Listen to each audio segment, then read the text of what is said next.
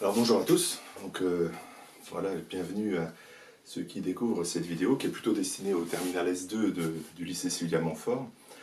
J'en ai eu marre de faire des classes virtuelles et j'ai eu besoin de rencontrer des vrais élèves.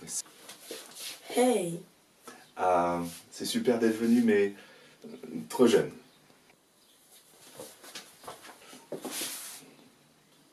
Ah oui, non, écoute, bienvenue mais tu ne corresponds pas au profil. Bonjour, je m'appelle Pierre. Donc bienvenue Pierre, tu vas pouvoir nous expliquer quelques documents, on va avec toi travailler la méthode d'analyse des documents et puis aussi pouvoir comprendre donc la conduction du message nerveux au sein d'une fibre nerveuse puisque c'est le thème de la vidéo d'aujourd'hui.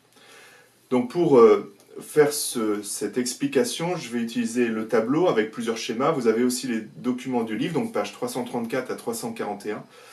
Et vous allez pouvoir utiliser les documents que j'ai envoyés sur Pronote. Nous allons utiliser à partir du document page 334 une fibre nerveuse assez large puisqu'il s'agit de l'axone de Kalmar dont on sait que le diamètre mesure à peu près 0,8 mm, ce qui permet des expérimentations.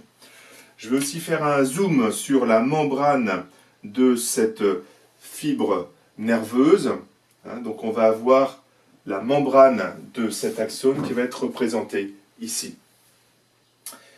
Et puis, à droite de mon tableau, je vais pouvoir refaire le graphique qui permet la mesure du potentiel d'action. Donc on va établir les mesures tout de suite de moins 70 millivolts et 0. On va expliquer tout à l'heure à quoi correspondent ces valeurs. Il faut que vous puissiez refaire ce tableau et cette explication tout seul chez vous. Expliquez-le à vos petits frères, petites sœurs, sans leur passer la vidéo.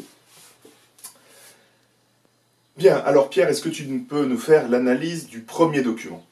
Alors en effet, sur le document, page 334, on voit des électrodes et il y a une stimulation et puis la réception. Je dis non, Pierre, rappelle-toi. Dans le document, on essaie d'abord de savoir de quel type de document il s'agit et puis assez rapidement, on fait une description pour aller vers l'information essentielle. Cette analyse, tu l'as préparée d'abord au brouillon avant de l'exprimer à l'oral ou l'exprimer à l'écrit sur ta copie.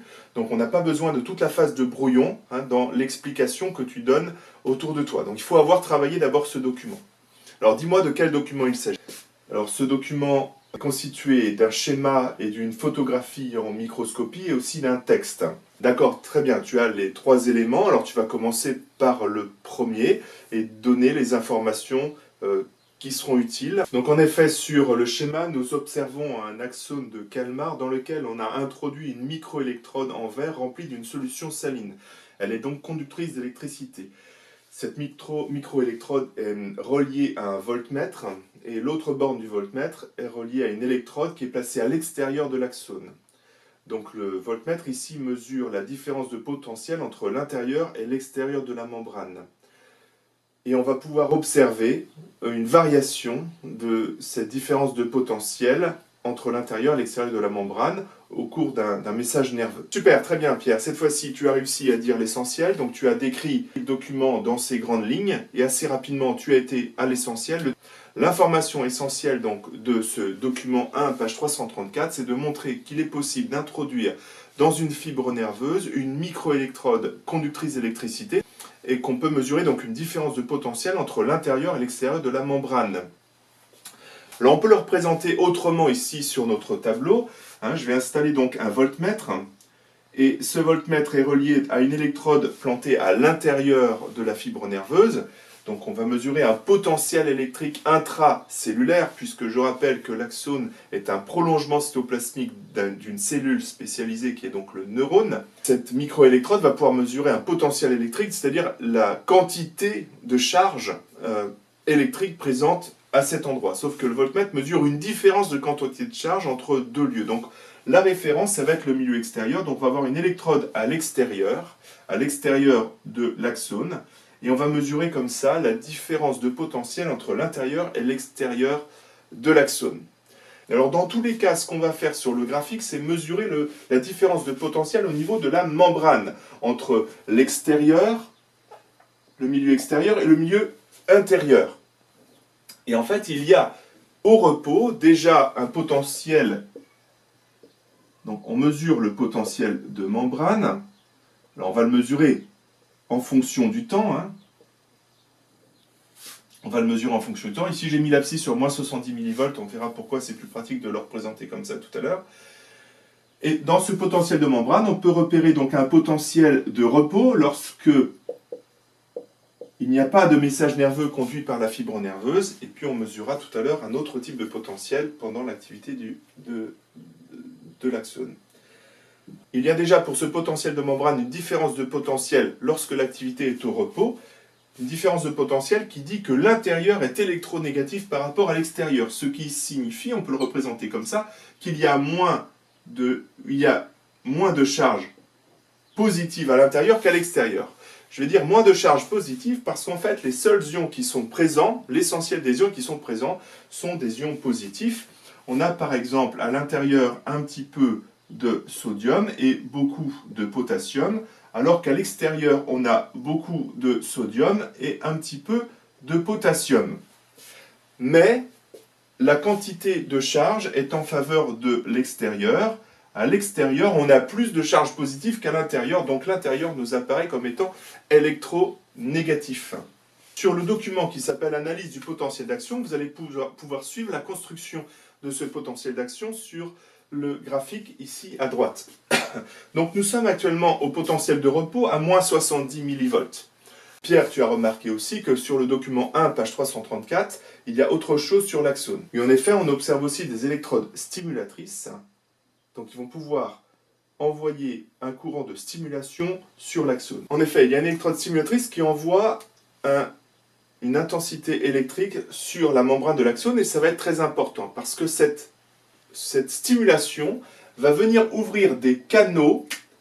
Alors des canaux, on est en biologie cellulaire, il s'agit toujours de protéines, donc des molécules constituées d'une chaîne d'acides aminés qui se replient selon une conformation spatiale particulière, et cette conformation spatiale leur permet d'acquérir une fonction. Donc c'est comme une porte, et vous avez déjà vu fonctionner une porte. On peut ouvrir, elle est hors champ mais il y a une porte, comme en classe. On peut ouvrir ou fermer une porte. Ici, le courant de stimulation va venir ouvrir des canaux, et les premiers à s'ouvrir, les plus rapides, sont les canaux qui laissent passer spécifiquement le sodium. Or, il y a plus de sodium à l'extérieur qu'à l'intérieur. Donc c'est comme si, dans le couloir de la salle de classe, il y a plein d'élèves qui sont stockés, une forte densité, ils n'ont plus de place où se mettre. Vous ouvrez la porte de la salle de classe dans laquelle il y a peu d'élèves, et bien les élèves rentrent dans la salle de classe. Donc le sodium va venir rentrer à l'intérieur de l'axone. Alors ces canaux, on va le préciser quelque part, je vais le préciser ici, donc ces canaux, ces premiers canaux sont des canaux voltage dépendants, donc on les appellera désormais CVD, donc des CVD. Ici ce sont des CVD sodium. Spécifiquement, il laisse passer le sodium. Donc le sodium rentre dans l'axone. Alors comme il rentre dans l'axone, nécessairement, il y a un peu plus de charge positive à l'intérieur qu'il va y en avoir à l'extérieur. Et à ce moment-là, le potentiel de membrane change. On va vers un niveau plus électropositif pour l'intérieur. On a ce qu'on appelle une dépolarisation. Cette dépolarisation atteint son maximum à environ plus 30 millivolts. D'accord ? C'est le moment de l'entrée des sodiums à l'intérieur de la fibre. Donc de manière transitoire, pendant un bref instant, on va avoir plus de charge positive à l'intérieur qu'à l'extérieur. Mais ce courant qui a stimulé l'ouverture des canaux voltage dépendants sodium va maintenant venir stimuler l'ouverture des canaux voltage dépendants potassium. Et les potassiums étant plus nombreux à l'intérieur qu'à l'extérieur, ils vont faire comme s'il y avait beaucoup d'élèves dans une classe et que la porte s'ouvre, ils vont sortir dans le couloir, surtout quand il y a la sonnerie.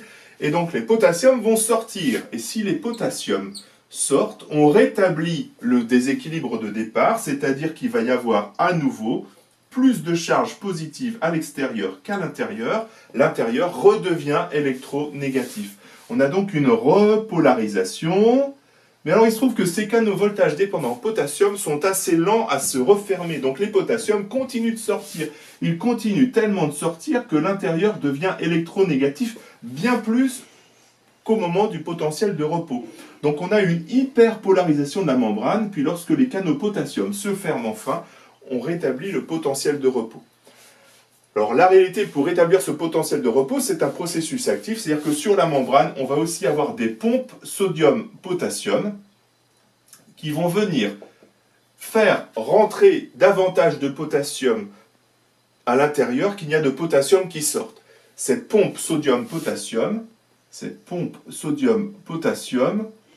est une pompe qui consomme de l'énergie. Pompe sodium-potassium. Ce n'est pas au programme cette année, mais vous pouvez savoir que ce potentiel de repos électronégatif pour l'intérieur de la membrane est entretenu de manière active par une consommation d'énergie via cette pompe sodium-potassium.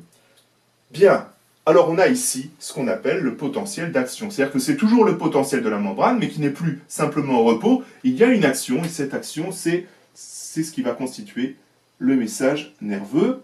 Donc potentiel d'action, qu'on va pouvoir écrire PA.